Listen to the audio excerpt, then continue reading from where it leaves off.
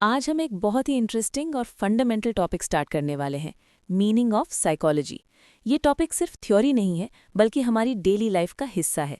हर दिन हम सोचते हैं, फील करते हैं, रिएक्ट करते हैं, डिसीजंस लेते हैं, और इन सब के पीछे साइकोलॉजी का रोल होता है। सो लेट्स एक्सप्लोर कि साइकोलॉजी असल में है क्या और क्यों ये इतनी इंपॉर्टेंट साइंस बन चुकी है। सबसे पहले बात करते हैं इस वर्ड की ओरिजिन की। The word psychology is derived from two Greek words, psyche and logos. Psyche का मतलब होता है सोल या माइंड, और लोगोस का मतलब होता है स्टडी या साइंस। लिटरल मीनिंग हुआ study of soul. Early period में फिलोसोफर्स ये मानते थे कि साइकोलॉजी सोल का मुताल्ला है। उस वक्त साइंटिफिक टूल्स और एक्सपेरिमेंट्स डेवलप नहीं हुए थे, इसलिए कॉन्सेप्ट ज़्यादा फिलोसॉफिकल थे। लेकिन जैसे जैसे टाइम गुजरता गया और साइंस डेवलप हुई, साइकोलॉजी का कॉन्सेप्ट भी इवॉल्व होता गया। लोगों ने कहा कि साइकोलॉजी सोल का नहीं, माइंड का स्टडी है।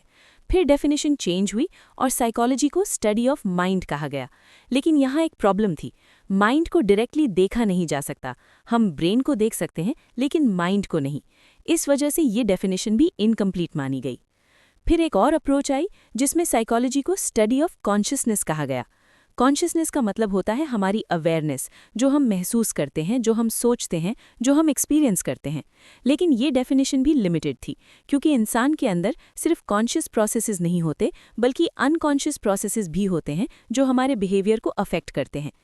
फाइनली, मॉडर्न एरा में साइकोलॉजी को डिफाइन किया गया as psychology is the scientific study of behaviour and mental processes.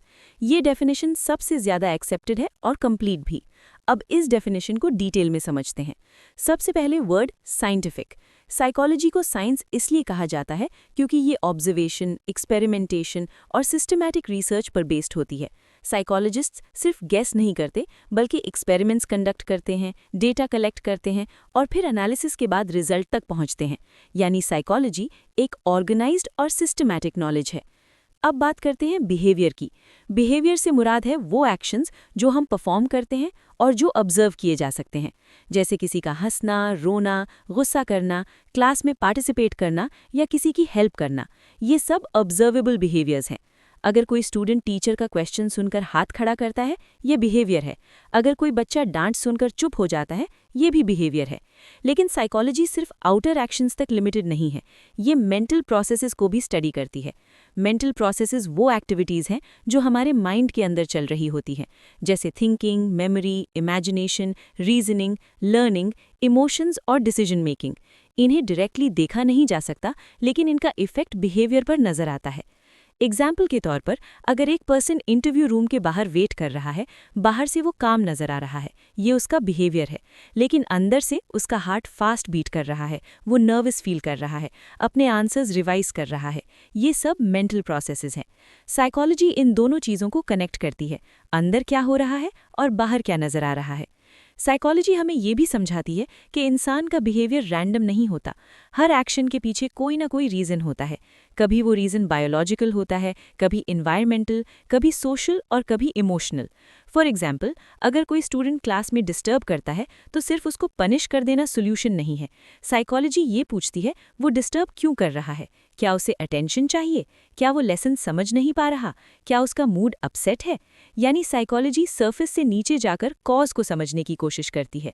अगर हम डेली लाइफ की बात करें, साइकोलॉजी का रोल बहुत पावरफुल है। ये हमें अपने इमोशंस को कंट्रोल करना सिखाती है। अगर हमें पता हो कि स्ट्रेस कैसे डेवलप होता है और उसे कैसे मैनेज करना है, तो हम अपनी परफॉर्मेंस इंप्रूव कर सकते हैं।